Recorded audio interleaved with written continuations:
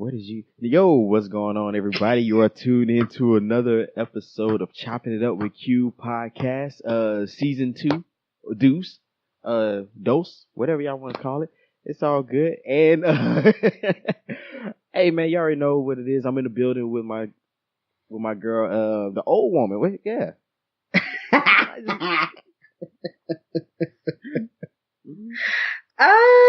Hi guys, it's BJ. Another year older, not so much wiser. Yeah, I'm gonna start saying, "What's up, my elder? How you doing?" No, you're not. That's that's ugly. That's so ugly. That's ignorant. That's ignorant. Man, what's been up though, man? Happy New Year, everybody. I think this is after. I don't remember if we. Oh man, that's terrible. I don't remember if we recorded before New Year or after last time. But hey, you know what? Happy New Year anyway. 2019. What's good? We in here. As we said before, New Year, same shit over here. Pretty much it. For those of you who don't know, slightly after the New Year, I had a birthday. What? Shout out. Actually, same day as my my little munchkin. Did my birthday twin. Mm-hmm. Hoping her day was as fabulous as mine was. Hopefully she ate as good as I did, because that's all I was concerned about. Man, look, I'm still trying to recover from Christmas, and of course, birthdays aren't as bad, even though I still have to throw them a party for some reason. But I convinced them to do it together, so that kind of helps too. So. Oh, that's right. Your other baby's birthday is also in January, right? I don't know how I managed that. I messed up somewhere. My calculations and stroke was all off. I don't know what was going on. Well, sometimes it be like that, man. Mm-hmm. Back to the drawing board. Yeah, I know. And my luck, next time I have another one, it'll be like in February. I'll be like, man, ain't that a... They're not spread out at all. That is horrible. Oh, did you have a good New Year's, though? Okay, so New Year's was cool, but New Year's, every year I'm learning more and more how old I'm getting.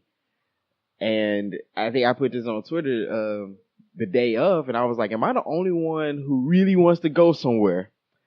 But then you start overthinking. You're like, well, if I do, that means I got to find a babysitter, and, everybody else going to be on the road, and, places get crowded, so I'm going to just chill at home. I don't know, man. I think maybe it's just me. No, I don't think it is. I think you get to a point to where going out to a party seems like a hassle, because you don't want to do too much. You don't want to be packed and crowded. You don't want to overpay for drinks. Like, I think you just get to a point to where it's not as interesting to be on the scene and be seen. Yeah. And I've always been the type anyway. I like to hang and party with people I know. So, not saying that nothing will pop off, but you kind of limit that to an extent. Because you kind of know who's crazy in your crew. And you know what kind of triggers them, so you can kind of see when stuff's about to happen, so you can kind of stop it. Yeah, that's true. I don't know. I think if one of these years I'm going to have a New Year's in which I am like doing the typical New Year stuff, because that has not happened in a very long time. So one of these years I'm going to get to that where I'm doing the regular New Year stuff, where I'm having champagne and I'm kissing somebody when the ball drops, and I wore a cute dress and went somewhere, because I don't ever do any of that. I normally just drink beer and fall asleep on the couch before the ball ever drops. I ain't gonna lie, I was getting tired like around 11:30ish, and I was like, whew, man. That ball need to come on. God damn. Be like, hey, man, Year? It's 12 somewhere. It's fair. Like, look, I did my due diligence. Fair enough. I ain't gonna lie, I'd want to do that again, but I also want to take a trip to New York one day just to actually see the ball drop. I know they say it's like almost impossible to get down in Times Square, but I think that'll be a good experience. Well, put it on the bucket list. Yeah, one day when I'm no longer broke. Well, you have kids, so never. Yeah, I know. That's what, that's one thing people don't know. The more money you make, especially if you got kids, the more, especially with schools, seems like they always need money for something. That's true. Hey, there's a pencil shortage. We need $10 from each parent. Like, what? Why? What? What? Give them pens. You don't have colored pencils? The fuck? What kind of stupid shit is this? I understand. Well, birthday was cool. I ate all types of things. So before I forget, thank you very much to all of you for all of your well wishes and birthday shout outs and birthday presents and all kinds of fun stuff and positive vibes.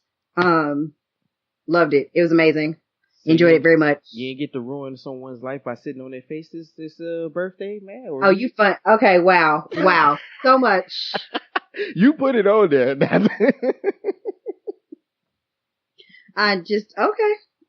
That is just so much. No, I didn't do any of that. I just, hung out with my family. The kids came. My cousin is moving kind of to the area, not Midland specifically, but in the vicinity, about 45 minutes away. So she brought the kids to see me on Saturday before my birthday. So that was really a treat. So I was excited. I got to see my babies. And that was what I really wanted. So, good food on top of that was really all I needed. But I got a lot of dope gifts from family as well. So yeah, I guess the Bears just didn't give you a good gift though, huh? I told you we weren't going to talk about that. And then here you come with your motherfucking bullshit. Now listen. It was a very sad day. It was very dark times. And here's the thing. It wouldn't have been such dark times if the kicker had just fucked it off. Now, sir, I don't know what his name is. Cody Parkey or Parker Park. But whatever his name is. Parkey, Park Bench, illegally parked, double parked. I don't fucking care. The point is that he's not welcome. And I just want to talk to him in person about some stuff. Wait, man, they said, look, okay, I don't know if it's true. I gotta go back and see the replay, but they said it was blocked. Somebody got a pinky on it. Kick the motherfucking ball harder. You know what? It's a lot of kicks on film where somebody got a piece of it and it still went in. Oh man. Yeah, I ain't gonna lie. I talked Ain't nobody tip that ball that hard. They better get the fuck. Ain't nobody tip that ball that hard. Hey man, look, so I talk about it, but I actually picked them to go further because I was like, oh man, they gonna beat Philly. I mean, that shouldn't be an issue. I thought. I was like, good. I wasn't even watching the game. I didn't even watch the whole game. I was in the kitchen, cooking, doing some other shit because I figure we got this. We got this under control. Then I saw we had the ball. We was moving down the field. I said, okay, they can put it through. We can end the game. Easy peasy, lemon squeezy. Me and the mascot did the same thing. The mascot fell out in the end zone. I fell out in the floor in the living room. I was like, no, God, why? I mean, it could have been worse, though. I mean, it could have been like what happened. It could have been worse. It could have happened like what happened to Bama. They could have just got blown out. So at least you were in there. I feel like I'd rather have been blown out. Yeah, that's true. I mean, it's hard to believe that, but losing by a little bit is like more hurtful than anything. I think we talked about this before, especially for people that have played sports. So I guess in the comments, let us know, or on Twitter, let us know, tweet us. I think I'll make a poll, but for anybody that's competitive or that's played sports, I guess the question is it more heartbreaking to lose by a lot or a little? So I'm gonna make a poll. You guys tell me what you think, because in my mind, losing on something like a kick that should have been made easy, just like it's like losing on a free throw or something like that, something that you should be automatic. Yeah. Oh man. See, but that's all mental though. And I think that's what messes with, like, because I remember, playing, anybody who's ever played a football or anything like that, the easiest ones to drops are the ones that hang in the air and you by yourself. You're like, oh man, this is money. But then you start thinking about it too much. So, I mean, that's when you drop them though. Like you get somebody who make like impossible plays. You're like, man, how did that happen? And then the little small, easy ones like that should be automatic. Hey, man, right. Overthought it. So, hey, it happens. Got you. Makes sense to me. It doesn't make me feel any better, but I'm proud of my Bears. This is the first season in a long time that I've had something to be proud of. So, despite the loss, it makes me hopeful that next year will be a good year for us as well. So, yeah, I mean, Hopefully, but if that next year is anything like the start of 2019 with your government shut down, I don't know. It may be a little gloomy. I mean, no. So, for those of you who don't know, the government is federal government's under shutdown. And what that means essentially is that there are several parts of the government that get their budgets done and approved through Senate and all of that good thing. So when their budgets are not approved for the year, then they have to shut down because essentially they have no funds allocated to pay people, their paychecks or to continue to run, which is why if you notice that the official Twitter for the National African American History Museum said that their last day in operation was January 2nd, if I'm not mistaken, because they're an offshoot of the Smithsonian and those are government run museums, so they are all closed because no funding has been allocated for them as of yet for this year. Yeah, and I believe this is what, day 19. Which makes it the second longest in history. Yeah. And only reason, I know we kind of discussed it last time around. I just kind of want to keep people informed on this and, just to really, keep your ears to the ground and all this and see how it goes because I'm not sure how it's going to end, but it may get a little worse because I know there was some ideas. I want to say that Medicaid and, food stamps and WIC, I believe, may run out by the beginning of February, if I'm not mistaken, or end of February, one of those. Yeah. So there are some people that probably will not get their assistance as well. People who are not getting their paycheck. Probably go ahead, find someone. So if you're looking to sell, Edie, between now and then, we could probably make something work. But they gonna need them, Quentin. They can't sell them to you. I don't know. I could give them a little extra. They can use the cash. Fair. Yes. Fair enough.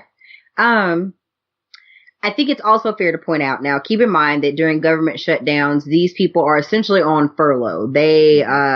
Which means that technically speaking, they are supposed to continue to work and they are not getting paid, but they will get paid on the back end. They are not losing paychecks and not ever going to get paid. Yeah. What happens is once those funds are allocated for those government entities, then their money is released to them as back pay. Yeah. And, because I remember the first time I learned about furloughs when I was at the railroad. You're still employed, but not really. Like, you're employed, but they'll say, hey, look, we'll call you when we need you back, that type of stuff. That was their definition of it. Now, that doesn't have anything to do with the subcontractors, because I believe with the contractors, that's a little different. They are basically unemployed now until they can find something or wait to get their contracts renewed. But the only issue I have with that, because it's just, and I don't want to get all it, but how they've been trying to meet with Don T. Mm-hmm. And I know he's had a lot of press releases, and everybody asked him, like, what about all the people who were basically displaced or furloughed? And like, he's basically lying, saying, oh, they all agree with it, and they're saying, go ahead and shoot for it.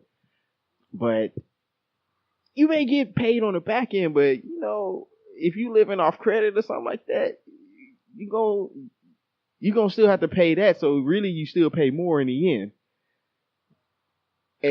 Or even if you don't have credit, what you gonna tell you? But hey, yo, dog, see, I ain't got it right now. See, I'm on this furlough stuff, so how about I get this back to you whenever everything pop back, get to going. Well, that's the thing. A lot of people are not in a position to do that. And there were a lot of people who were tweeting and writing on Facebook and whatnot about how the government shutdown affected them, because what it means for a lot of people, because this has been going on, for those of you who know, since before Christmas. So there are a lot of people that weren't able to buy Christmas presents and that type of thing. So I get it, and we understand that they'll get their money back at the end, but it's very inconvenient to not have a paycheck to do the things that you need to do. And this happened at a really bad time during the holidays where a lot of people were not able to afford the things for their children, or people that cannot pay for medication, or whatever the situation may be, because these people also cannot pay their mortgages and their car notes and these other things. So the hope is that they get this resolved very quickly, because we're at day 19. So we're well over we're sliding into like the 3-week window here, sliding into a month, and anyone, you can't not pay your bills for more than a month. Like that's the thing. And if you were already kind of Well, I'm just saying, if you were already kind of paycheck to paycheck, or if you already had a past due bill, sliding into 3 weeks and you not paying something that's already past due is guaranteed way to get your shit cut off. Man, I thought. See, look, all you had to do was call your bill folks and tell them, look, check this. I ain't got it today, but if you work with me, I might pay you in about 2 months. I don't know for sure though. No, give or take. It depends. Give or take. If the government can come to an agreement about steel slats, then I may be able to pay you sooner rather than later. I just find that funny. I didn't check the. I don't know if we said this last time. There was actually a GoFundMe to try to help add to it, and I think, before December it was like 16 million. I was like, man, this is ridiculous. We got real problems and people putting money to. But anyways, hey, whatever, man. You know, you can throw your money wherever you need it, I guess. More power to you. And you know, even speaking of, you know, we're gonna just talk about 2019 things that need to die right now, because there's a few things that need to also be discussed. You know, we ended 2018. It wasn't as bad as it could have been, but you know, we still had some road bumps and blemishes. You know, couple strides with the, you know, Me Too and all the other things going on. We can kind of get some things to the forefront. But there's another question I ask is, so you ever notice how people kind of vilify poor people? Yes.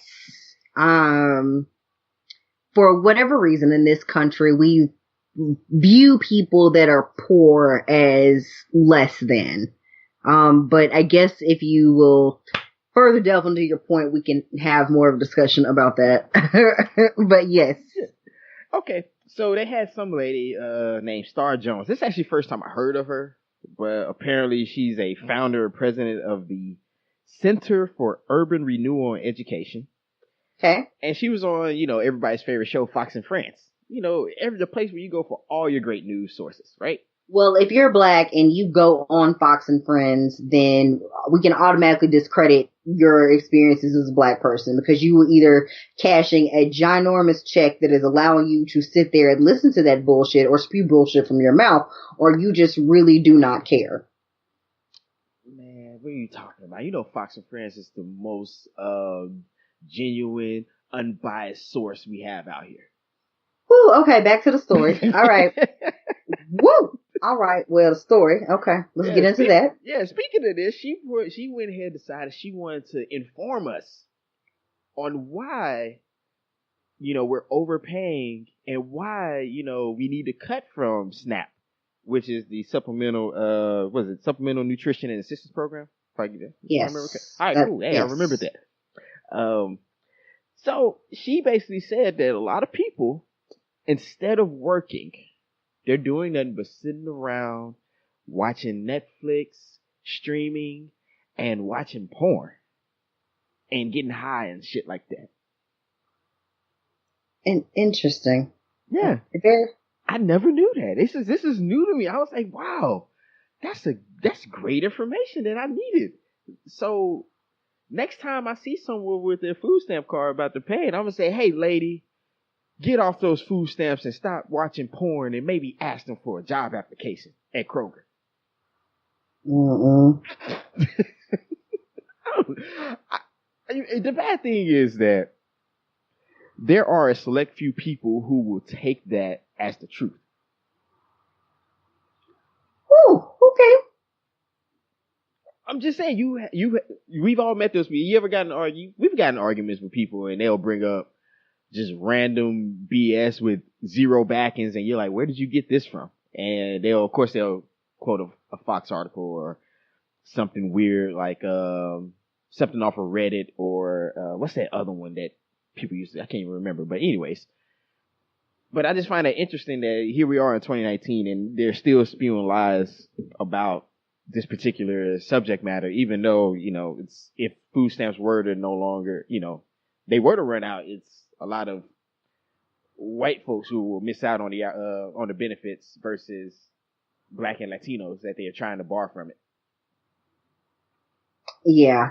So a few things about SNAP and food stamps and people's ability to work. Statistically, what we know about SNAP, which is so let's just kind of start there with her just being full of shit. About 3/4 of adults who receive SNAP funding in a typical month normally work at some point in that month. Mm-hmm. The amount of people that do not work or are completely disabled or have disabilities that allow them not to work, they do not make the majority of people that are receiving government assistance or benefits through SNAP. Generally speaking, and then of those people that are receiving SNAP, they don't always get it. So in the periods that they are working, they are not receiving any type of benefits for the most part. It's when they're not working or they've been laid off or the job was like, say, a temp job, that they are getting SNAP benefits. And so I think that's important to point out. It's not that these people do not want to work. It's just that unfortunately for them, the jobs available to them or jobs that they cannot work may be good, as in they make enough money to not qualify for SNAP benefits, but not great to where it is allowing them to somehow get out of poverty. And then when this job runs out because it is a temp job or a part-time job, then they still need those benefits again. So it's not like these people sit on benefits and they just are on them forever and ever and ever and never get off, and they're just using the system. Yeah. Oh man. And the bad thing is, where I work, it's kind of, they would say Trump County, but let's just say I had a dude who was discussing the wall and who said $5 billion, that's a drop in the bucket. Whatever. But I remember I had a discussion with a woman and her solution was, why don't they just get a job? And I had to just kind of tell her, like, it's just, I think I said, wow, you're right. They never thought about that. like, you telling me that they just didn't think about working? Well, here's the other thing. 2/3 of people that are SNAP recipients are children or they're elderly or disabled. Yes. So then the other 35 or so percent are people, 22% of that are people with kids. So there's only 13% of people that were receiving SNAP that are able-bodied adults with no children, which does not mean statistically that they do not take on caretaking responsibilities, because somebody has got to take care of these elderly people. So if you have elderly family members or disabled family members who are getting SNAP, you may not be able to work full time, which means you may also get SNAP because you are caring for that person. Oh man, well, people don't like the elderly either. They don't benefit society. They ain't working. They should just die. Heard that before. Wow. Well, that's interesting considering that they have paid into their Social Security and they definitely deserve to be able to collect that, and the government's trying to fuck that up for them too. So I don't see the point. So I think more to our discussion earlier about me saying about the way that we frown upon poor people. In America, there's this thought process, right? The American dream. And what that means to us is this theoretical idea that you should be able to pull yourself up by your bootstraps. And if you can dream it and you work hard enough, you can achieve it and it could be yours. You could come from nothing and something. So we all love a feel good story, and that is the American way. You start with nothing and you come up from nothing and make something of yourself. Rawr! Cue the music. Whatever. The problem with this is that there's very little upward mobility as we know it, or as people that coined the pulling yourself up by your bootstraps. Which a lot of the people who even did that didn't do that, but hey. Right. But there's really not a lot of mobility between classes anymore. That was something that was doable when America was kind of this open borders place where, it was a lot of American grit and ingenuity and nothing was made. So you were inventing stuff and whatever. But as we have seen as time goes on, that you can pull yourself by. I do not want to discourage people from working hard, but we have come to realize that sometimes the chips are not necessarily stacked in everyone's favor equally. So I could pull myself up by my bootstraps, but that does not mean that is going to get me to the level that other people have been at, especially when we're talking in terms of generational wealth and the ways in which we view poor people. Because I think for a lot of America, they view poor people as less than, as in, this person is poor because they do not work hard enough. This person is poor because they're lazy. This person is poor because they're stupid, and that's why they aren't smart enough to go to college and make something of themselves. When in reality, a lot of people are not homeless poor, they're working poor. Yeah. And even then, I remember I had arguments about this. And tell me if I'm wrong. I didn't major in economics or anything like that. I kind of knew some of the basics, but I'm going to ask this question. I hear people say that all the time. Like, oh, well, that's your fault. You didn't go to college. First of all, that's an investment. And honestly, there's like maybe 5 majors you can take if you're going, major in where you want to make money. Right. And a lot of times it's not the ones that so honestly, if you're going for college, I know that people say go for what you love. Honestly, it has to be a calculated investment. But anyways, not also including how much that cost has risen. So it's not even economical in some cases to even do that, because then you do that, now you're paying back the debt you owe, so you're broke anyway. Okay. The major question I had, because I remember I got in an argument with a guy I worked with a long time, buddy of mine, and he kind of had the same idea. He was a doctor or a physical therapist, and he was on this whole thing about, well, if people would have just made the right choices and would have just went for something like this and blah, blah, blah. And I was like, man, hold up. So everybody in the world should be a physical therapist. I was like, everybody can't be a doctor, dog.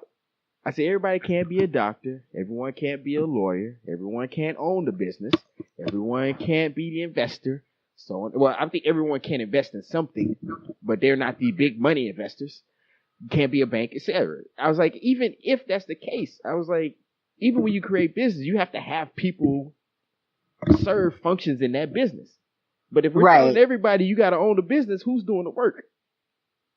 Nobody, right? Because everybody has a college degree and everybody wants to be the boss of everything. Exactly. And that's not how it works. So in order for the society to thrive, you're going to have tiers in this. But it should still also be fair. And I not even say fair, equitable for people to then still be able to sustain a life. Not saying you got to go out here and ride a Bentley or nothing, but you should be able to afford conventional means of transportation, a home that suits you and your family, without having to determine if you're going to pay rent or eat. Yeah, and I mean, I don't think any of those are unreasonable thoughts. And I think that is the issue and the disconnect, right? Because I think, like we're saying, the way that we view poor people, we feel like, well, if you work at McDonald's or you work a minimum wage job or you do some type of menial task, like you are a janitor at a store or a janitor at a school or for an office building, then you don't deserve good things. There's this idea that because people are poor or in poverty or they do what we consider low ranking jobs, that they aren't entitled to nice things, or they aren't entitled to make more than minimum wage. But the whole idea of minimum wage was for it to be a working wage for people so that they weren't being paid so little that they could not afford basic necessities. So minimum wage should reflect inflation, and it has not done that for some time. Nope. And they've been speaking against it I have people so many times, they'll say, well, if we raise the minimum wage to 15, they're going to fire a bunch of people, or they're going to raise the price of a Big Mac. I was like, my nigga, they wanted to raise it anyway if that's the result. I'm just saying. Because granted that does cut into profits some, but okay, well then they raise the cost a little bit. But I don't think we're going to get to a society where, because think about it. Even though minimum wage has risen some, it hasn't risen in a reflection of keeping up with the price of goods and services. No. Because eggs and milk and gas and clothing and all of these things are still more expensive than they were at the time that federal minimum wage was set at whatever it was. So that those prices have grown exponentially over the rate at which minimum wage has increased. Man. So that's not even a fair comparison. No, it's not. And it's actually funny. Damn. I remember when I first started working, minimum wage was like $5.15 an hour. What is it, $7.25 now? Yeah, $7.25. But can you imagine? I thought I was the shit too. I was like, hell yeah, girl, you want to hit the small up? Shit, I'll buy you a pretzel. And I'm sitting here thinking in my mind because I know I had a job in college maybe, and I made $12.65 part-time, $12.65 an hour part-time plus commission, and I thought I was just balling the fuck out. What? Hey man, my first work study job in freshman year paid $10, and I was like, damn, I ain't never made $10 an hour, nigga. We won't be hitting up the Galleria. We eating Frenchies every day. Steak and the scrimps. Hey. Yeah. Hell, if I go to strip club, I might be able to tip this week. You know what I'm saying? I'm mad you said you was going to Frenchies. The one on King Street, though? Hell yes. Hey, yeah. Man. Hey, right across shout out to Frenchies in Houston. Hey, man. I was right across the street from right there. Was it 3rd Ward? Right there at TSU. Frenchies on Scott Street. Hey. Man. I guess let's see. So another 2019 thing that should. What are your thoughts on internet challenges? That's just played out. And here's the thing. It's never for a reason. Here's my issue with these internet challenges. It don't be like, cause, okay, remember when they had the water bucket challenge? Yeah, it was for ALS, yeah. For ALS. It got out of control too because it's like, y'all not gonna donate no money, or we just gonna pour water on each other? What we doing? Mm-hmm. I ain't gonna lie. I remember my aunt tried to tag me in that stuff and challenge me. I said, I ain't doing that. Because, but here's my thing. And sometimes it is to just raise awareness for stuff. And that is okay if you're raising awareness and the end result of that is more donations and more people talking about it and more traffic and more eyes on your cause. Cool. So the ALS one, I don't have a huge problem with that. I get what the idea was. Yeah. When it comes to these ones, and it's like, I get sometimes we want to be fun and be silly, but I feel like we kind of have jumped the shark with these challenges. And now people just do dumbass fucking shit. And it's like, some of it has to have a purpose. Yeah. I don't okay. And none of it does. Well, they were eating Tide Pods. They were snorting condoms. They were eating spoonfuls of cinnamon. Then there was the one with that spicy ass chip where people was about to lose their whole entire fucking esophagus trying to eat this fucking spicy ass chip. Then it was with the Kiki challenge. Y'all was running y'all fucking selves over trying to fucking dance beside your cars and shit, running shit over, running into parked cars, letting your car run, dancing too hard and not paying attention to how your car rolling down a fucking incline into somebody else's shit. What else was y'all doing? What was it? Do it for the dick challenge? Yeah. The dude was doing, y'all was out here rapping about what y'all was gonna do for dick, and I'm just like, well, honey, a wet pussy and a dry, empty purse don't match. So just make sure something that you're doing for this dick involves you get paid for it. So really none of it made any sense to me. Y'all was just doing shit to be doing it, frankly. So now y'all done came up with this bird box challenge. It's actually fun. I ain't gonna lie. I laughed at the one because dude ran the little baby into the wall, and I was like, I know I shouldn't be laughing, but he was okay, but it was still kind of funny. It was funny, but it's just okay. So here's the thing. So y'all did the challenge, y'all bird box, whatever. And so y'all putting on blindfolds and doing things that are potentially harmful. See, I was hoping that people didn't, even though I was hoping no one tried to do bird box challenge and while they driving a car or, something along those lines. But I don't think I've seen that yet, but you know. Well, Netflix was kind enough to do what you have to do when motherfuckers are stupid. They put out a statement saying, hey, please don't try to do things with the blindfold on like you in Bird Box. This is a movie. This is not real life. Don't do this. Stop it. Stop it right now, motherfuckers. That's sad. You gotta tell. And like I said, I get it, for fun, but there's some things where you gotta be like, yeah, that's just not a good idea. It sounds like it would be funny, but probably not the best thing to do. Well, there's a lot of things in the world like that. For those of you who don't know, who have not watched or have lived under a box, Bird Box is a movie on Netflix starring Sandra Bullock and Trevante Rhodes, who y'all love so much. And a few other. He black, huh? Yeah, he's black. Looking like a chocolate chip morsel, but Oh, okay, yeah. Tell us how you feel. Listen, a girl can dream. You leave me alone. Hey man, shoot your shot, man. It's 2019. I'm not doing that. But nice try. Last time I shot my shot, he was like, you seem like a nice girl. Ooh, but ain't a good introduction. Yeah, anything starts with you seem like a nice girl is not no shit you want to hear. And I was like, you have a good evening, and I kept walking. Yeah, that or that's so sweet. Sweet? What you mean that's so sweet? I usually like to go with thank you. That's just condescending. That's like, oh, I appreciate that. That's what's up. I used to do that. What the fuck else am I supposed to say? I ain't gonna lie, I used to do that. Because they be like, oh, you cute, huh? Yeah, that's what's up. I appreciate it. Thank you very much. That's very nice of you to say. Like, you're not gonna say anything else? I was like, no.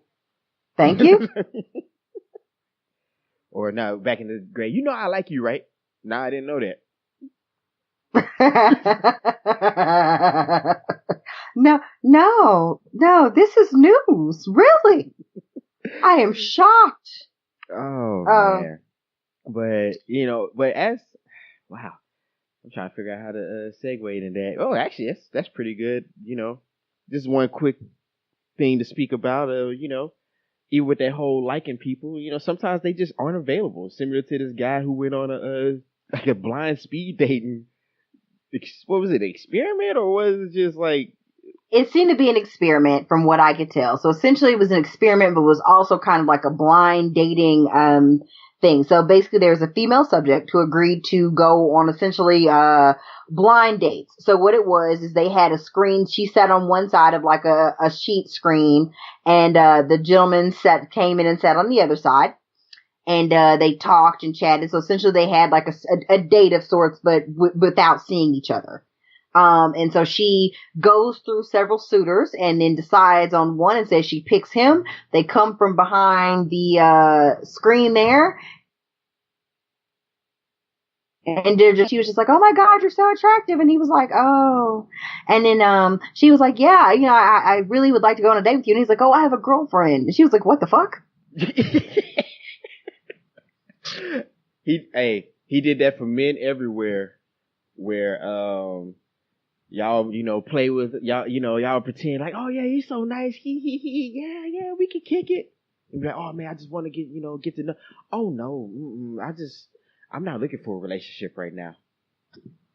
Well, and so here's the thing. When you look at the screenshots and like the stills and they break down the frames, a lot of people were saying when they came from behind the sheets, the look on his face was like, nah, she not cute enough for this. Maybe. I don't know. A lot of people said the look on his face was she thought he was super cute and he was like, nah, you super average. You like really average out here. I'm good. That's fucked up. Yeah. But still. But I mean, and then she was saying, because they interviewed her after the whole situation popped off, and they were just kind of like, and she was like, I thought it was just like a joke. They were playing a practical joke on me. Until I realized that the people that put the experiments together were just as confused as I was. They were like, why would you come here if you have a girlfriend? And they asked the guy that, which is when he said, a lot of the other dudes did too. Yeah, he was like, I ain't the only one with a gay. He was like, yeah, everybody got. Hey, I would have did like this. Look, y'all say y'all do an experiment out and y'all were paying $50. I'm here. Fair enough. If that's how they advertise, fair enough. But if you ask people for something specifically, I think they should honor that, especially when you're doing experiments. But people don't give a fuck. But I also think it's one of those things where they were in a relationship and looking, if that makes sense. Because if you tell your girl, he said, oh, I told my girl about it and everything. So that guy, which I don't know if that's true or not, because I don't think you tell your girlfriend that you going to a speed dating experiment where you could possibly be picked to go on a date with some bitch. Like, I don't know. That's my, is there a way, like, how do you kick that to somebody for them to be like, okay, good, have fun? I don't know.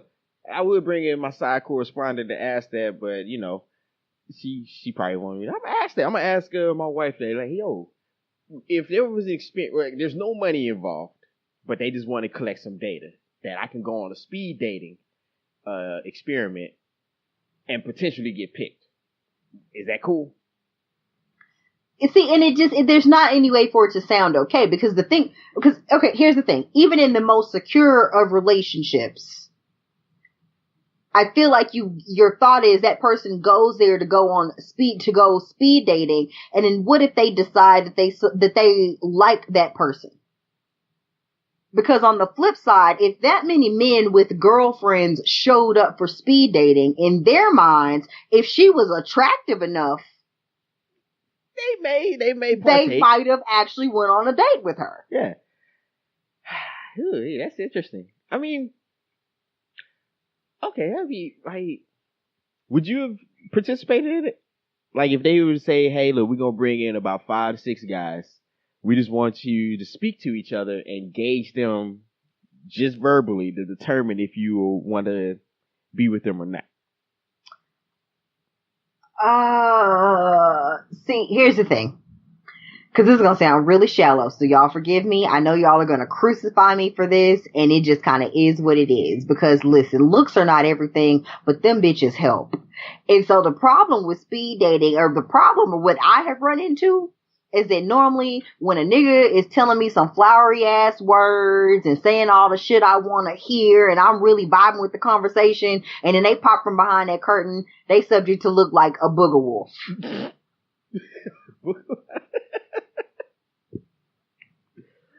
Oh man, I mean, gator baits, a hula monster, if you will. But the point is that they jumped from behind that goddamn thing, and now I got to be like, oh shit, son. So never mind. But I'm cool. I'm cool as fuck though. You said we was cool. We were vibing. What's good? Which this happens to me when I was on when I tried like dating apps.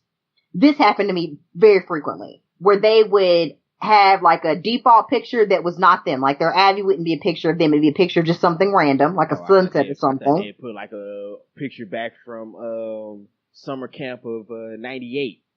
Which you have those that do that too. But they put like a picture of like the sunset or something, and then they may have like 1 or 2 pictures of them, but they have like sunglasses on, or the angle is like just right. And so then you're kind of like, okay, I can't really tell if they're cute or not, but I don't want to be a shallow ass salty bitch and be like, I need a picture right now, which I started doing towards the end because the bitch got tired.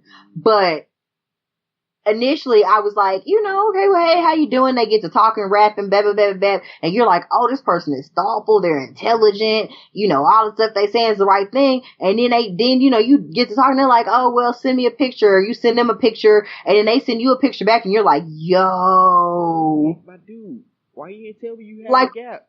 What is this? So you sitting there confused, like, did you turn into another fucking person while I wasn't looking? Like, what the fuck? See, like, nice to be like, man, you look like a totally different dude out here.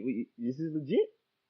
Like, that what was that picture of the black guy with the glasses? He had his hands laced on top of his forehead. He was like this, so he was looking. The meme. That's what you be looking like when they see your picture. Like, yo, you got your hands on your head. Like, yo, what the fuck? Who are you? And so my thing is, I would be cool with speed dating. Like, I would be cool with like saying we should do that for the podcast. We go set for meet up some speed dates in Dallas. Come one, come all. All right, come one, come all. But, not everybody. Some of y'all stay home. But, I said come one, cut all, but really not all. Like, not everybody. Come all, but not you. But not you. But not you. You're ugly. No, not you. It's, I've said it before. Not you. You have face tattoos. Not you. Your teeth are gold. Not you. You have a grill. Not you. Your breast stink. Wait. Dudes are still wearing grills? Yes. So no, not you with the grill, not you with the neck and face tattoos, not you with more than 3 kids. Like, none of y'all show up. All of you are allowed to stay home. Thank you very much. So that means for all my dudes who are 5 foot, 5 foot to 6'5", y'all show up. How many feet? 5 to 5, 5'4", somewhere around there, Excuse me? Yeah. They need to be taller than me. So 5'7". All right, fine. 5, 6.5. No, I'm just 5'9". Damn, you just upped it. Damn, my bad, y'all. The point is you can't be out here giving these niggas an inch because they'll take a mile. Because why would a bunch of niggas in relationships show up for speed dating unless they was looking? It's like when you have a job, but you put out your resume for other jobs. You just trying to flex your muscles to see if you still got it, or if the job offer is lucrative enough. Your ass finna jump ship. You just trying to see if you still selectable out here, I guess. Like, hey man, so next time you run into any smoke with your current job, you be like, look, you need to get it together because I got options out here. I'll resign right now and go run over, down the block. Exactly. So they ran over to the speed date. And so then if it don't work out, hey girl, remember me from speed dating? What you doing tonight? That would be kind of some lame game. Be like, look, check this. I'm in a relationship right now, but I can put you in the rotation. So if a brother gets single, I'm gonna call you, alright? Or she go down the plane crash. Gross. Which reminds me, okay, so have you ever watched American Dad, the cartoon or whatever? Like the same people that made Family Guy? Okay, so shout out to Chris from Shenanigans with Friends pod because she loves American Dad as much as I do because I think it's funnier than Family Guy to me. Yeah, I can agree. So American Dad had this episode where they were talking about backup husbands and wives. And so Stan and Francine, which are the dad and the mom on American Dad, were talking about they had a backup spouse. So Stan brings up that it's their dentist. That he's been joking with her this entire time, but he was like, yeah, Francine, if you ever died or something happened to you, that would be my backup wife. That's who I would marry in your place. That's horrible. So it just made me think of that. And so I guess I would want to know, for people that are married, is there such a thing as a backup spouse? Like, do any of you secretly have a backup spouse? I can honestly say I do believe people, I think everyone has a backup plan. I think everybody has, at least 1 to 2 other people that they may keep, just dangled along just enough where it's not that serious, but that if you ever ended up back in the game, you can always fall back. I'm not saying I do. Oh, because I was going to say. Yeah. But hey, I don't know, man. My wife I was over here about 3 of them, and I don't know, man. I had my face over here scrunched up. My face was so scrunched up over here. I thought the nigga was going to tell me he had a backup wife. She was waiting for me to say, yeah. So her name is. If I got married, would I have a backup husband? I don't think I would have a backup husband. I think in my mind that's like a work husband. Like that's as good as it would get. Like, I don't want to physically be with this person, but I think if something happened to my spouse, I would just kind of be like, well, this is nice that I still have somebody to eat lunch with. Like, I don't know. I can still eat lunch and have somebody tell me nice things that, be funny and cute with at work, but not actually have to have the trappings of a relationship.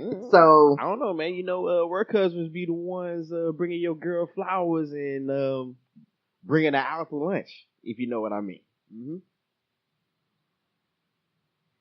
Well, in my new job, I have like a whole slew of work husbands. Okay. All right, player. That's what I'm talking about. No, it's not like that. It's just that when you do oil field work or whatever, or you work in the oil field, there's not a lot of women. That's true. And so I work in accounting, but the accounting department is me, one other person. The office manager is a guy. The receptionist is a girl, and the on-site HR representative is a woman. So there's 4 women. Everyone else is a guy. Mm-hmm. The truck drivers, the dispatch, the people that work on the tools, all of the salespeople, they're all men. So they are super nice to us for the most part. Like, I get lunch every day. Like, one of the salespeople is always like, hey, I sent in like 40 invoices and I know you've been waiting for them. So what can I get you? I'm sorry. So I have like 10 work husbands. Okay. Oh man. That's, I can see the oil field wise more because I don't know a lot of ladies who want to go work out in the sun. Because even when I worked at the railroad, we may have got like a handful of women till they found out what they had to do, and it was outdoors like that. So they're like, nah, I'm about to get me an office gig. But Exactly. I mean, they're all very nice, but they're very rough around the edges, and they can't be my real boyfriend. They're crazy. All of them cannot be they can't ever be my real husband, but I will gladly take some dinner, or some lunch at work. I'm not even saying no dinner. yeah, I take some work and lunch. There's a lot of things. That's why if you aren't sure if it's really a date or not, go to either breakfast or I don't know, is brunch intimate? It's more breakfast vibe in my opinion. Yeah, I think I think also that like somebody mentioned this, like if you do breakfast or lunch, you still have your whole day ahead of you if the shit goes left. Mm-hmm. And you still got your whole day ahead of you if the shit goes right. So there you go. Or y'all may have the whole day. Be like, yo, hey, but nah. So, I mean, yeah, I don't think there's anything wrong with a breakfast date or a lunch date. I don't think there's anything wrong with a low cost date altogether, because y'all just may not suit. And who want to be out $100 for a motherfucker and y'all just don't get along? Hey, look, I was all for when I was dating. That's why I said if I were to date now, a lot of them wouldn't like my strategies because we going Dutch until I know you. Sorry. Oh man, but yeah, I mean, it's just. When it comes to men, I mean, a lot of men are weird, though. I know you put that out. And what really helped a lot of us come to that realization, unfortunately, is everybody's favorite R&B singer, Mr. Robert Kelly himself. Please hold your applause. Yeah, forever. I know, huh? Yeah, you heard the crickets, huh? But yeah, please hold your applause. So I have a lot to say about this. Well, I guess we should backtrack for those of you who've been living under a rock. If you have an internet of even if you are like the whitest or the most unknownest hip hopist person that is out there, you know about this because it's been on CNN, it's been on Fox, it's been on all those places. But go ahead. So there is a 3-part documentary that was on TV called "Surviving R. Kelly." It was aired in 3 different parts on Thursday the 3rd. Friday the 4th and Saturday the 5th of January, in 2-hour increments. So, it was a lot. That is 6 hours of content detailing all of the alleged abuses and, rape and mistreatment of women, from R. Kelly. So yeah, I guess we'll dive in there. So what are your thoughts? So here's my thing. First of all, y'all already know what I'm gonna say. I think he's under investigation now, and if he is found guilty, lock him up. Period. Now, he should have had his ass locked up back in the early 2000s, but I think we discussed that on the what's the term? The loophole that was able to be used during that investigation because of I think the young lady didn't testify, correct? Right, no face, no case. She said it wasn't her, and then another family member testified that it wasn't her as well, even though there were a dozen witnesses who was like, nah, B, that's you. Yeah. So I don't know if he just paid him, because, I mean, even at that time, I don't know if he was holding like that, because that's R. Kelly, not Warren Buffett, but hey, you know what? A little bit to some folks who ain't got it is a lot. There you go. All right, so there's that aspect. Then I'm not surprised if it is all true. I'm not surprised because if you just go back to the history of this guy, and I think I even said it during Talking 30. Shout outs to Geronimo and Tia. I said if you want to do a study for all the people who are still just maybe confused, maybe not too sure, and I understand skepticism is healthy to an extent, but if you just want to kind of sway it one way or another, just out the blue, go Google his songs, and look at the actual lyrics. And just even some of the titles, you're like, wait, what? He can't be singing to a grown woman. If you go back and read, it seems like you're ready. I ain't ever told a grown woman that. Hell, I ain't ever told a girl that when I was in high school. Well, that is part of what the documentary brought out. That a lot of times, art imitates life, and he would write about his personal experiences. So a lot of these songs, in retrospect, after hearing that, are about these encounters that he is having with underage women, or his feelings towards underage women. In particular, a song that he didn't even perform, actually. So, Oh, You Were Not Alone? Yes.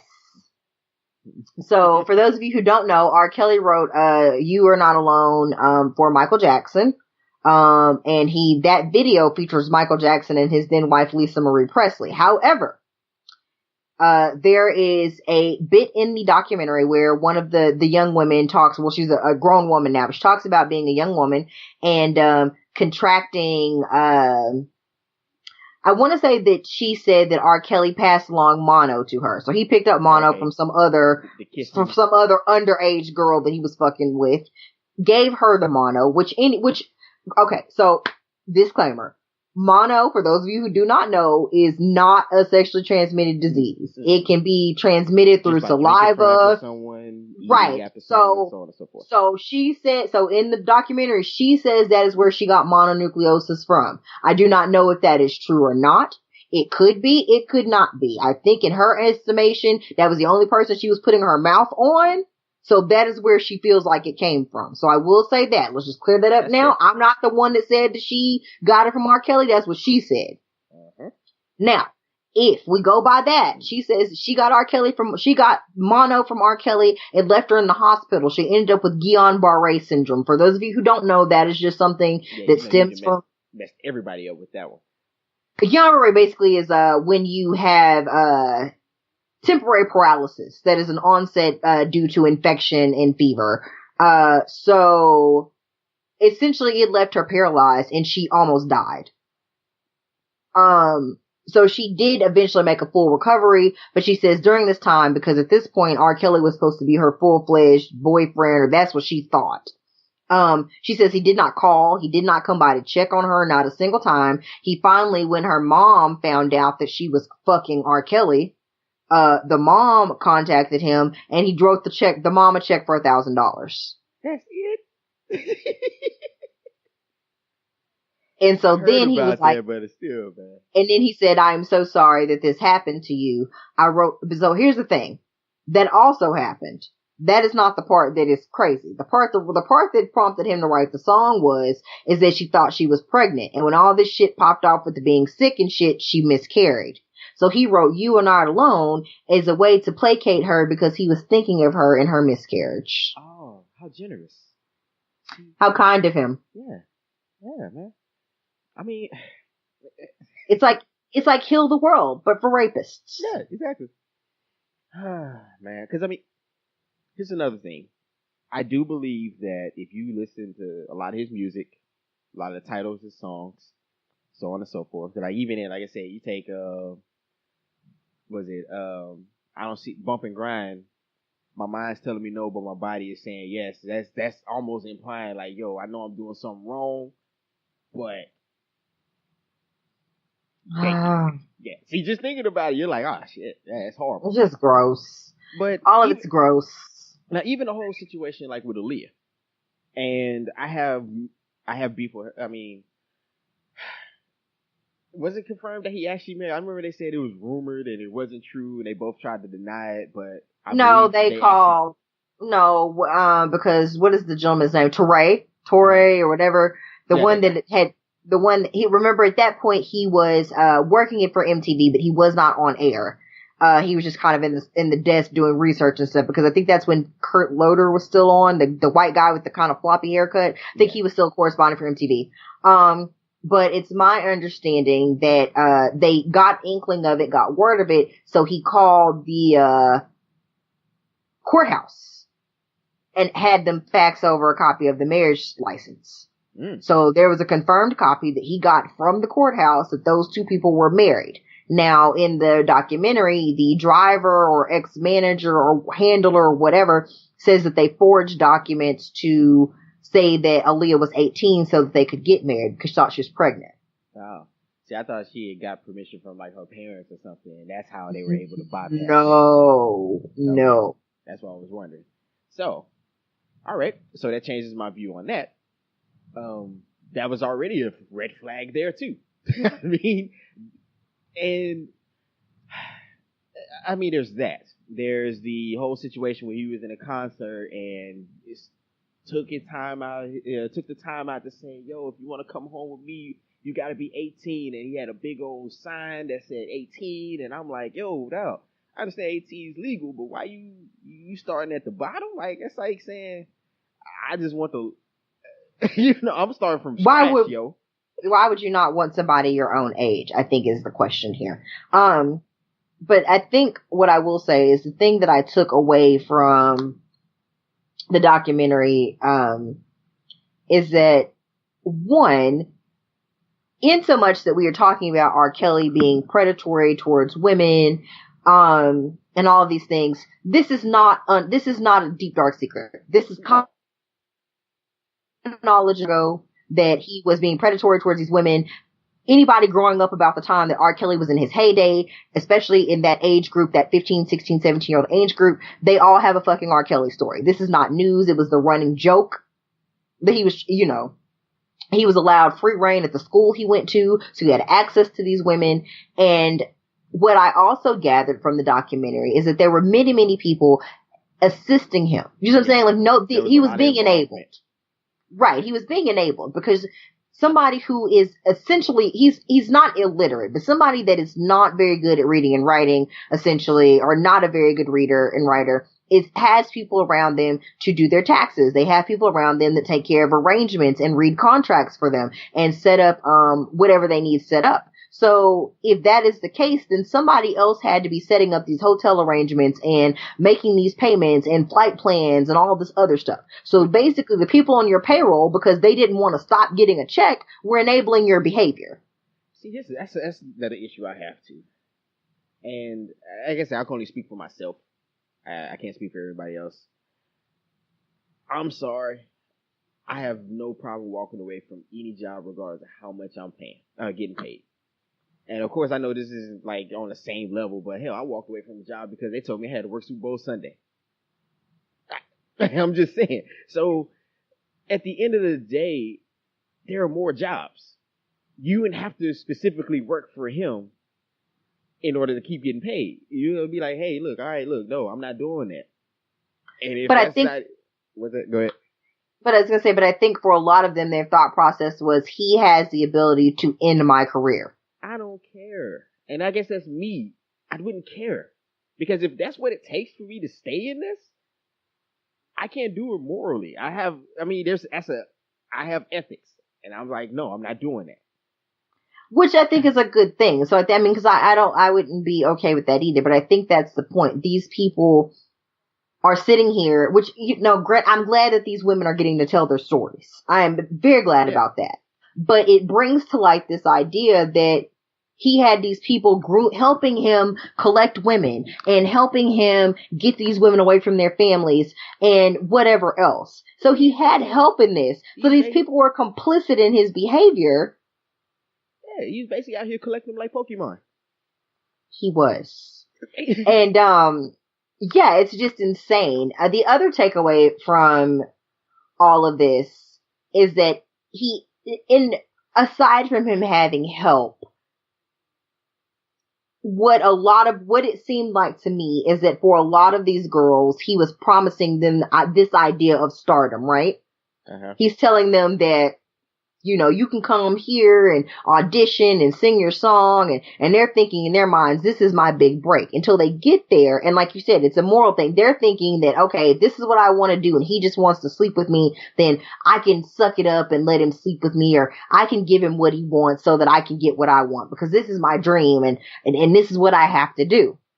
See, and okay. Which is unfortunate because they should never think of that. But I think that for a lot of them, they don't know the ins and outs. So it was very easy for him to manipulate them into thinking that this is what they had to do, especially when you don't know any better. I guess, because I guess I could say my parents, for the most, and I'm sure your parents did this. You don't have to rely on anyone to make anything for you or do anything for you. And it's, I'm trying to figure out how to word that, because also, I think at that age, I'm not saying I was the smartest, but I would have had questions like, because if you really just look at it, even as the parent, Because my question would be like, where were the parents during all of this? Like, did they just start off and just say, "Oh yeah, R. Kelly, sure, you can do this"? Because then the question is like, well, he's never made anything of anyone. Aaliyah's like the only one that we really knew about that made it. Right. I So the think track what record's not it even there. and the reoccurring theme with these families were, well, we thought if we were present and around, then he wouldn't be able to do that. Or then it was or with Sparkle's family, like with the niece, that was Sparkle's niece on the tape. Yeah, I remember. And what she was saying is, I didn't think he would do that to me. You see what I'm saying? And that was the reoccurring theme. People, it can't happen to me. And so even though they knew his track record and they knew what he was accused of, they were like, oh, well, that won't be my daughter. He's not going to do that to us. And that's the problem. That was part of the problem.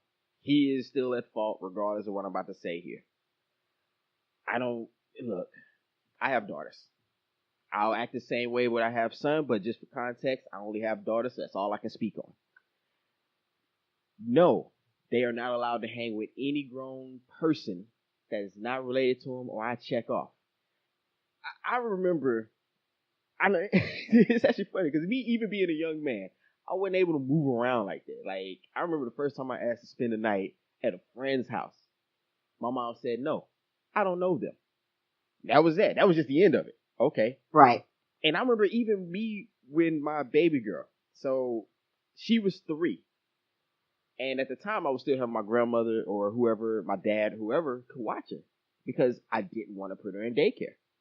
And I remember I had a conversation with my grandmother. She was like, well, why? And I said, I don't trust anybody with them because I don't, and it's maybe just me being a cynic, I don't expect people to care for my children the way that I would. Which is fair. Unless you have shown me that's what you're going to do. Right. And you have to earn that trust as time goes on. Now, I get it if he was like a friend of the family.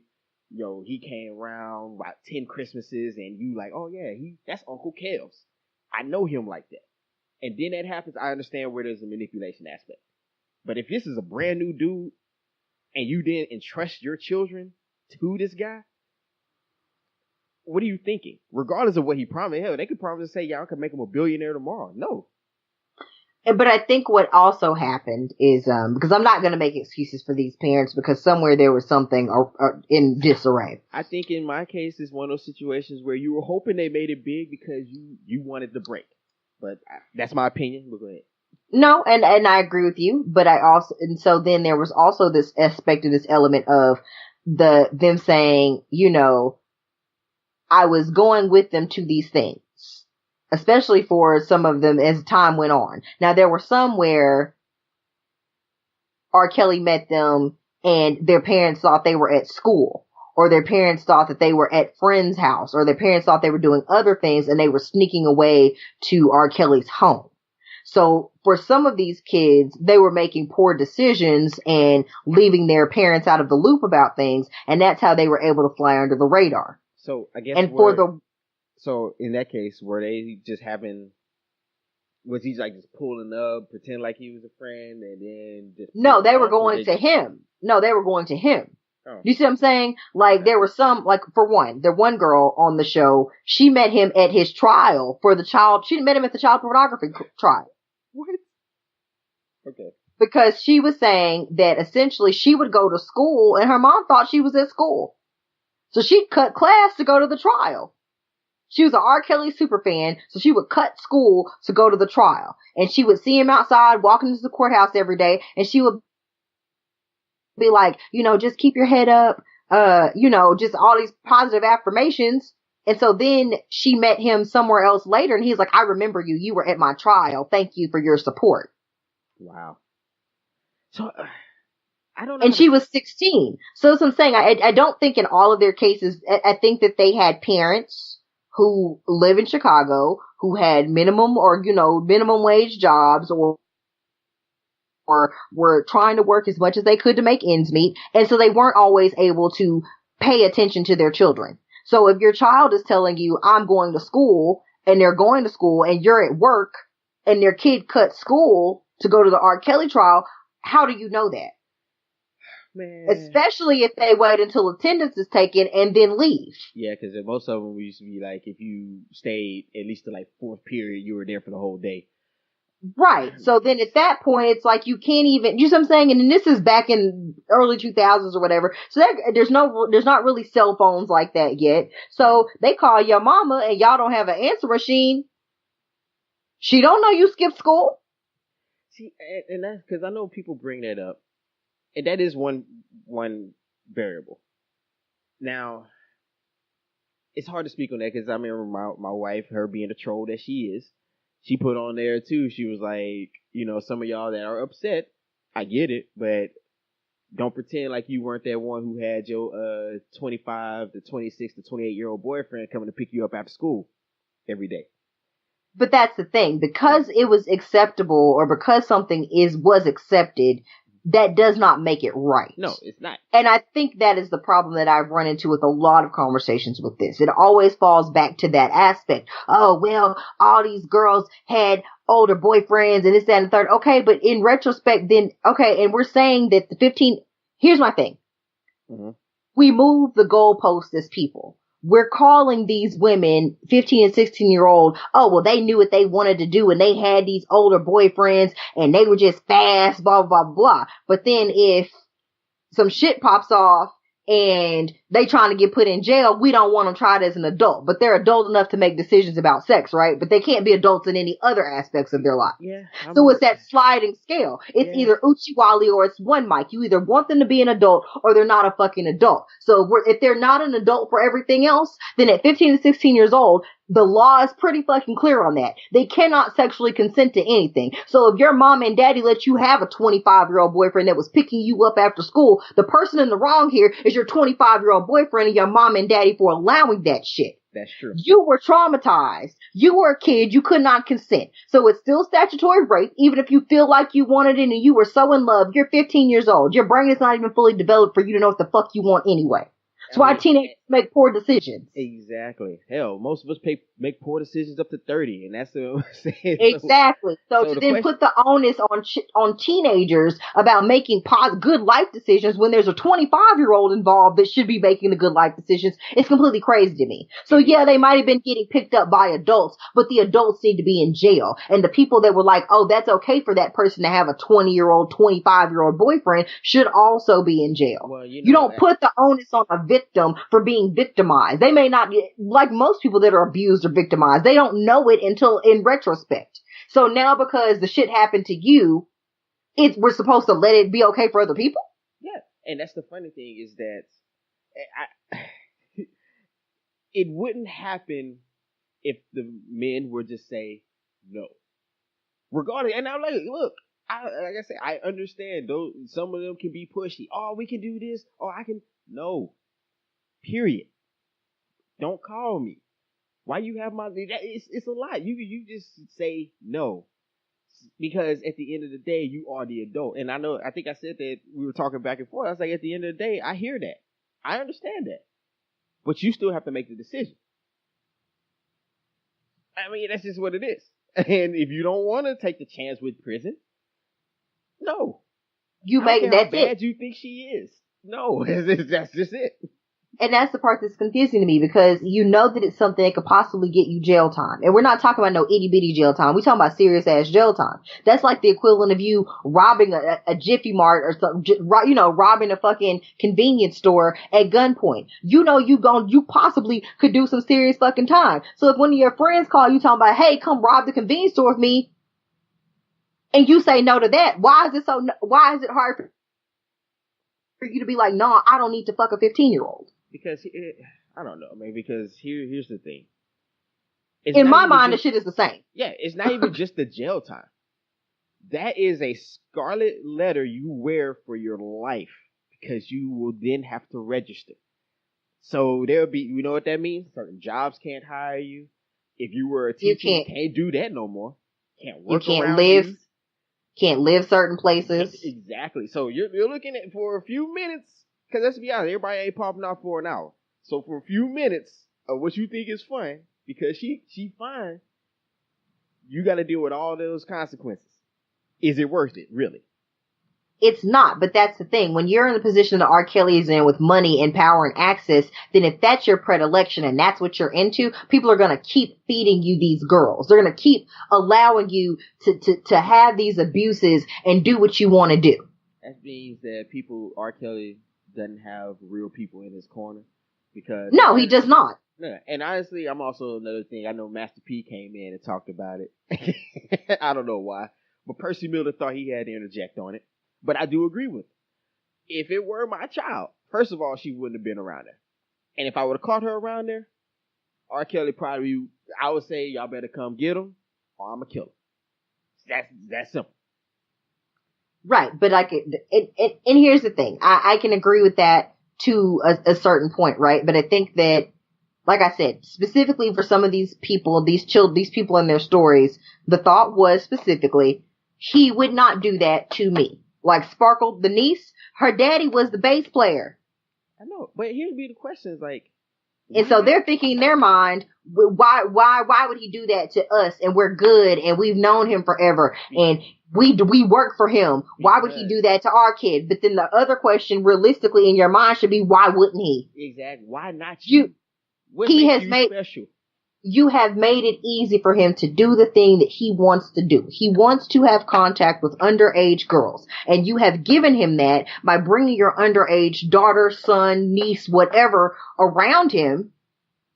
And he doesn't have to go out and look. He doesn't have to go do his normal predatory behaviors. He doesn't have to go to McDonald's. He doesn't have to try to go troll high schools. He can do in his element, be at work, and essentially you have served up these children to him on a platter. You have made it easy for him to do the thing that he enjoys doing. Yeah, now you made it a buffet. You like, oh shit, I ain't gotta go nowhere, man. Y'all the real ones out here.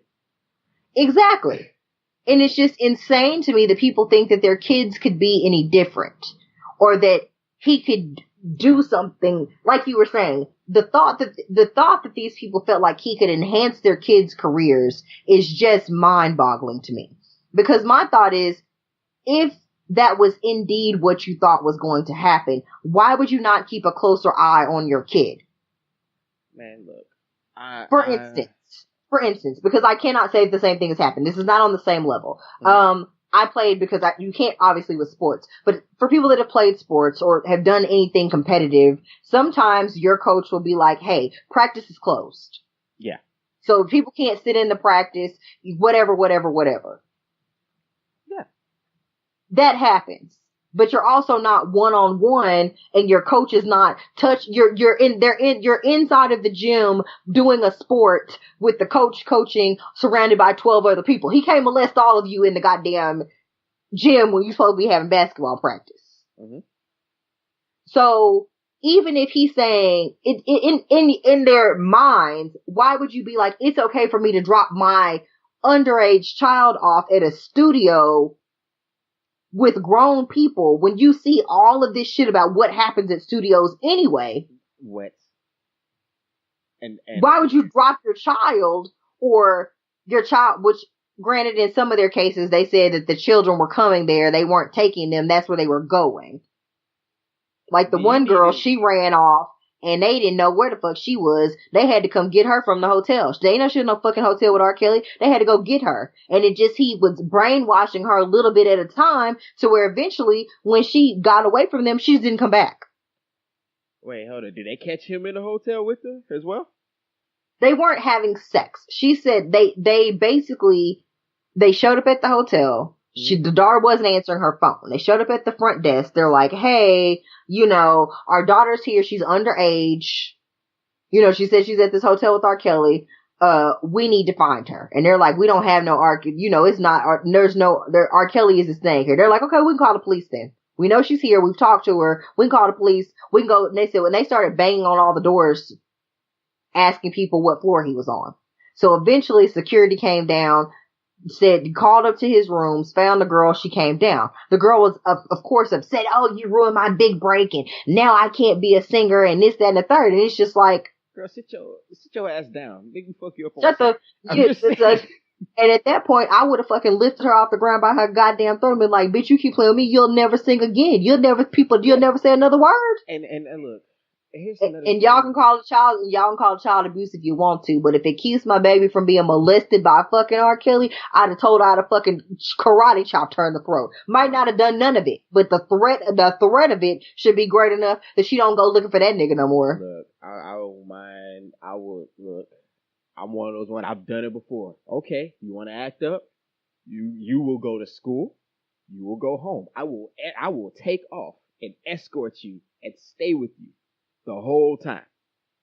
Play with me. I would not have a problem. I will put all my time back. Hey, I got to put in these 2 months of time bank. I'm gonna be security for the next 2 months. And you do what you have to do for your children. And I think, unfortunately, some of these people are just between a rock and a hard spot when it came to their children. You try to give your children some autonomy. You try to let them make good decisions. But at the point that you realize that they have been indoctrined or brainwashed or are too far gone, now there's really nothing you can do to try to get them back. So I don't want to put fault on these parents entirely and say that it is their fault that Robert Kelly molested or abused. No. Right. I'm not going to put the onus on them and say that it is their fault. What I will say is it just seems like there is a perfect storm of shit happening. He had a predilection for young girls. He had access to young girls that he should not have had. He had people who in good faith believed that this person who, is creating jobs for all these people in Chicago and is a good person and is a kind person, they wanted to believe and see the best in him because he was cutting checks, he was writing their paychecks and they had so much fun with him and he was such a good person that they refused to see the ugly in him. And that is the problem with people.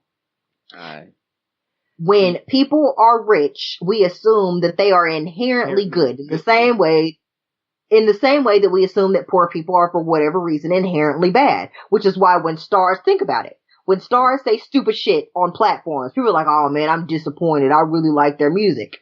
But why are you disappointed?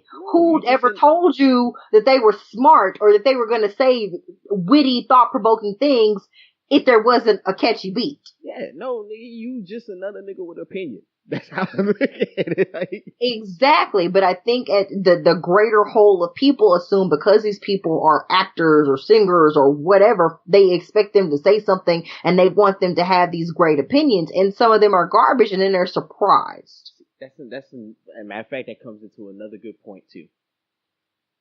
We need somehow, some way, we got to get past this whole celebrityism. I guess that's the only term I could come up. Just because they're famous don't mean they're special. And I hate it. It's like, I was talking to someone earlier and I was like, yo, I've been around famous people. Ain't nothing but a thing. I see them. They just a regular dude. Yo, what's up? And that's that. But you got these people, they kind of idolize, they idolize people. And that's, and that kind of leads to the thing to the extent, because if R. Kelly was just Robert and, hey, yo, yeah, I can make your daughter a star. I used to be this. I used to be in the band. You gonna look at him funny style, like, me, if you don't get away from me. Because I don't know you. But due to the fact that he is, you give him a pass. Yeah. And that's the thing. Famous people get these allowances that regular people do not. Well, we can go on and on. We might have to come back with part 2 on that one. We run a little long, so yeah, we gonna cut it here, man. Like, if we can continue this. I got a lot of opinions on it. Like I said, I look at it because I am a father of daughters, and I remember some people say, it's a little easier having a son. And I'm like, well, sons can be abused too, but I guess the frequency is not told as much, or it happening is not spoken. Not saying it may happen at the same rate. We just don't know. But I think there's just that whole thing with sons. You just like, nigga, you should fight them off. You be all right. But like I said, we can get to that next time. V, socials. What you got? I do want to say this one thing before we finish that on that vein of thought. Raising children is just raising children. Now, I don't have child the first, but it is my sincerest hope that should I have some, that I can raise them to feel equally that they are important and that they are being raised similarly, because the thought process should not be that I don't want girl children because I'm afraid of what predators will do to them. You then should just not want children at all, because predators, especially predators that prey on young children, don't give a fuck. I think the issue is this. When it comes to boys, boys, men, whatever, we're not as empathetic towards that particular discussion, because either A, we don't feel like it will happen, or B, you a young man, you're big, you should be able to fight them. There's all these assumptions that should happen. Versus our women, we always view our women as frail, dainty, innocent. Oh, if I have them, they're so innocent. Somebody want to do something to them. My boy, I only raised him to 18. After I get out of my house, you got it.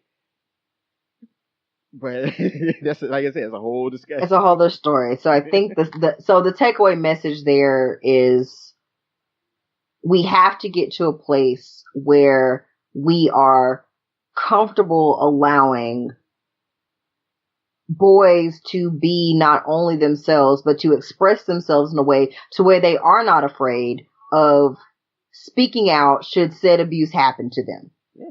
I mean, just to leave you on this, anybody heard of Laverius Coles? Ex-football player, used to play for the Jets and the Redskins. Mm-hmm. Football player, to keep that in mind. Wasn't a small guy. But during the whole high school years, was being sexually abused by his stepfather. Exactly. So that's the point. It does not matter how big or how small you are, or boy or girl. If someone is sexually abusing you and grooming you and brainwashing you, none of that matters. So I just want to keep that in mind that when we're using these types of language, we are excluding people who may look like they are able to defend for themselves and do not need to be advocated for, when our advocation should be for anyone who has been sexually abused, man, woman, girl, boy. Hey. So, with that being said, that was all heavy and whatnot. So yes, advocate for everyone, not just women. But, importantly, women. So yeah, catch me. Don't laugh. I'm just saying that normally is correct yourself. You're like, oh, no, what I'm saying. No, I'm saying, go ahead. Whatever. On Twitter and Instagram, it is BJ_Burton. If you would like to find me on Snapchat, that is Meek B. Show's Twitter, at shoppingitup_pod. You sound confused. Like, I think that's what it is. Well, give it a shot, see what happens. No, that is this choppingitup_pod. So yeah, tweet us things. We love to hear from you.